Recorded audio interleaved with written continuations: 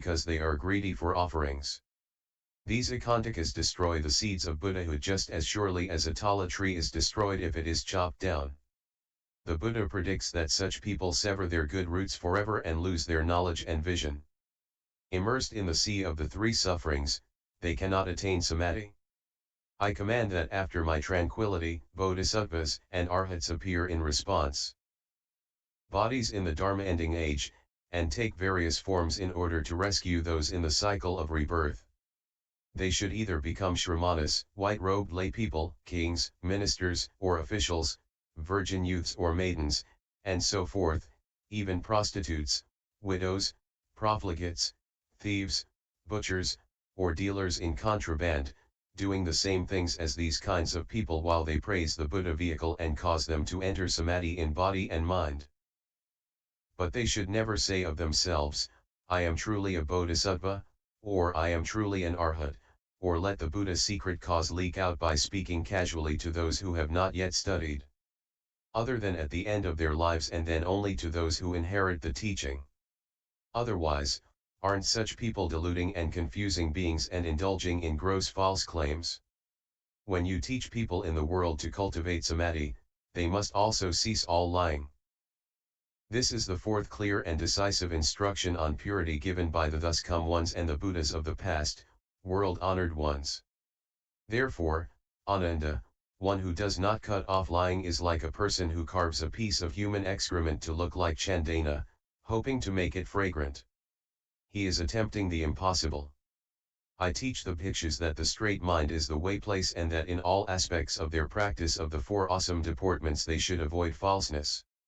How could they claim to have themselves attained the Dharmas of a superior person? That would be like a poor person falsely calling himself an emperor and thereby bringing about his own execution. Much less should one attempt to usurp the title of the Dharma King. When the cause ground is not true, the effects will be distorted. One who seeks the Buddha's Bodhi in that way is like a person who tries to bite his own navel. Who could possibly succeed in that? If the Bhikshus' minds are as straight as bowstrings, and they are true and real in everything they do, then they can enter samadhi and never be involved in the deeds of demons. I certify that such people will accomplish the Bodhisattva's unsurpassed knowledge and enlightenment. What I have said here is the Buddha's teaching. Any explanation counter to it is the teaching of Papian. Ananda, you asked about collecting one's thoughts. I have now begun to explain the wonderful method of cultivation for entrance into samadhi in order to seek the bodhisattva way. First, one must be as pure as glistening frost in keeping these four rules of deportment. One must refrain from all superfluous behavior, and then the three evils of the mind and the four of the mouth will have no cause to come forth.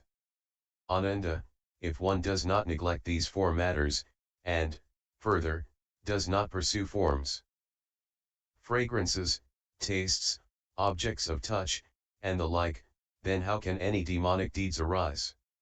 If people cannot put an end to their habits from the past, you should teach them to single-mindedly recite my light atop the Buddha's crown unsurpassed spiritual mantra Mwohesa Dan Duo Bo Da La. It is the invisible appearance atop the crown of the thus come one's heads. It is the mantra hard proclaimed by the Buddhas of the unconditioned mind who come forth from the crowns in a blaze of light and sit upon jeweled lotus flowers.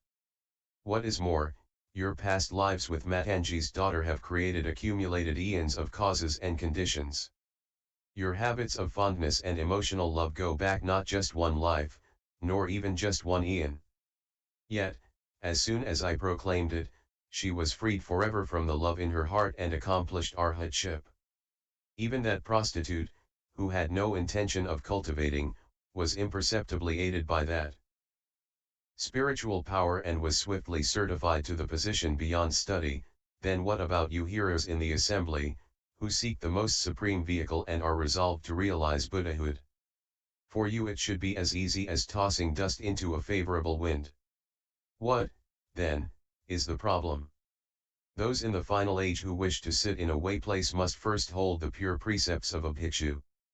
To do so, they must find as their teacher a foremost shramana who is pure in the precepts.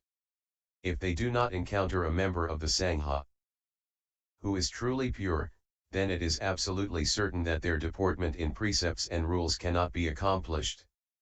Having kept the precepts well, they should put on fresh, clean clothes, light incense in a place where they are alone, and recite the spiritual mantras spoken by the Buddhas of the mind 108 times.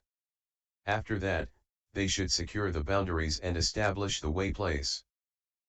Then they should beseech the unsurpassed thus come ones abiding in their lands throughout the 10 directions to emit a light of great compassion that anoints the crowns of the cultivators' heads.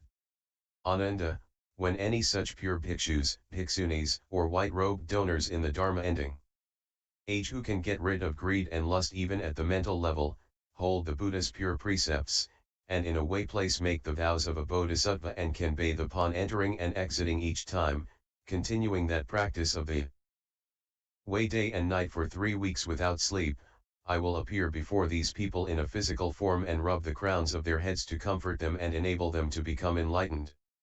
Ananda said to the Buddha, world-honored one, enveloped in the thus come one's unsurpassed, compassionate instruction, my mind has already gained an awakening, and I know how to cultivate and be certified to the way beyond study. But how do those who cultivate in the final age and want to establish a way place, secure the boundaries in accord with the rules of purity of the Buddhas, world-honored ones?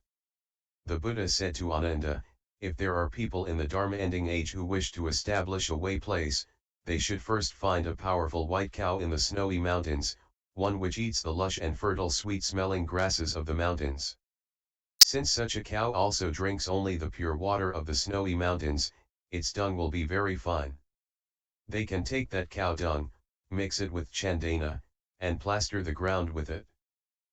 If not from the snowy mountains, the cow dung will smell bad and cannot be used to smear on the ground. In that case, select a level place, dig down 5 feet or so, and use that yellow earth. Mix it with chandana incense, sinking in water. Incense, jasmine incense, continuously permeating incense, tulip incense, white paste incense, greenwood incense, fragrant mound incense, sweet pine incense, and chicken tongue incense. Grind these 10 ingredients to a fine powder, make a paste, and smear it on the ground of the platform. The area should be 16 feet wide and octagonal in shape. In the center of the platform, place a lotus flower made of gold, silver, copper, or wood. In the middle of the flower set a bowl filled with dew collected in the 8th lunar month. Float an abundance of flower petals on the water. Arrange 8 circular mirrors at measured intervals around the flower and the bowl. Outside the mirrors place 16 lotus flowers and 16 censers, so that the incense burners are adorned and arranged between the flowers. Burn only sinking in water. Incense, lighting it with an ember, not an open flame. Place the milk of a white cow in 16 vessels, along with cakes made with the same kind of milk, granulated sugar, oil cakes, milk porridge, turushka, honey ginger, clarified butter, and filtered honey. These 16 are set around the outside of the 16 flowers as an offering to the Buddhas and great Bodhisattvas. At every mealtime and at midnight, prepare a half pint of honey and 3/10 of a pint of clarified butter. Set up a small incense burner in front of the platform. Decoct the fragrant liquid from the turushka incense and use it to cleanse the coals. Light them so that blaze bursts forth, and toss the clarified butter and honey into the flaming censer. Let it burn until the smoke disappears, and present it to the Buddhas and Bodhisattvas. Drape flags and flower garlands on the 4 outer walls, and within the room where the platform is located, arrange images of the thus come ones and Bodhisattvas of the 10 directions on the 4 walls.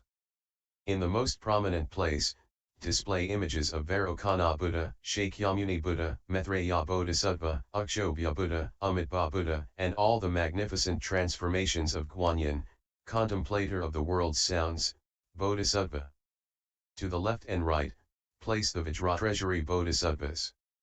Beside them display the Lords Chakra and Brahma, Akushma, and the Blue Durga, as well as Kundalin and Baitrakuti and all 4 heavenly kings, with Vinayak to the left and right of the door.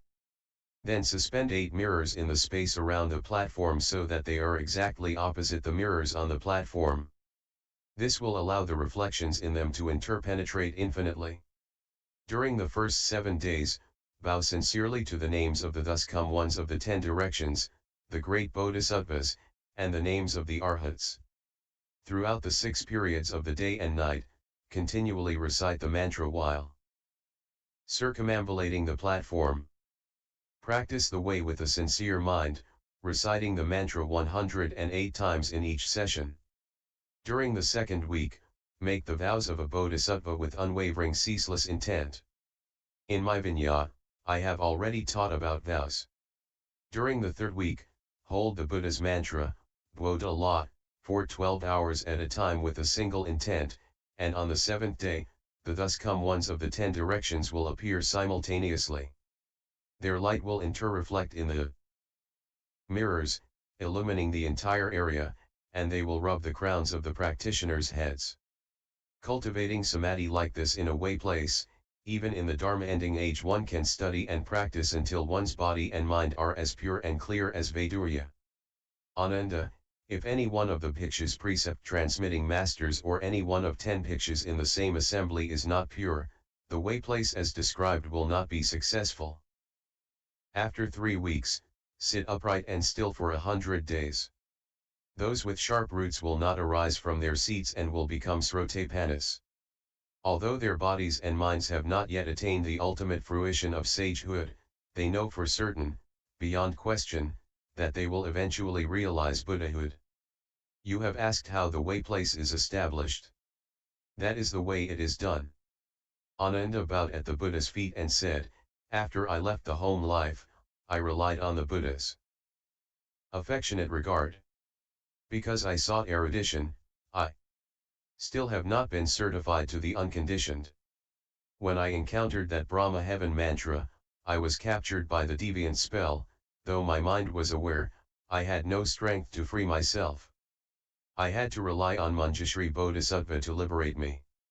Although I was blessed by the thus come one spiritual mantra of the Buddha's crown and imperceptibly received its strength, I still have not heard it myself.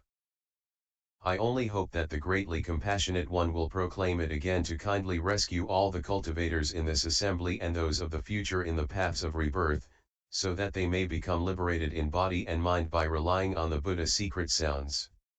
At that moment, everyone in the great assembly bowed as one and stood waiting to hear the thus come one secret compilation of phrases. At that time, hundreds of brilliant rays of light welled forth from the flesh mound at the crown of the world honored one's head. 1,000-petaled precious lotus then welled forth from amidst those rays. Upon the precious flowers sat a transformation thus come one. From the crown of his head 10 beams of light radiated forth, each composed of hundreds of rays of subtle light. Every one of those glowing rays shone on lands as many as the sand grains of 10 Ganges rivers, while throughout empty space.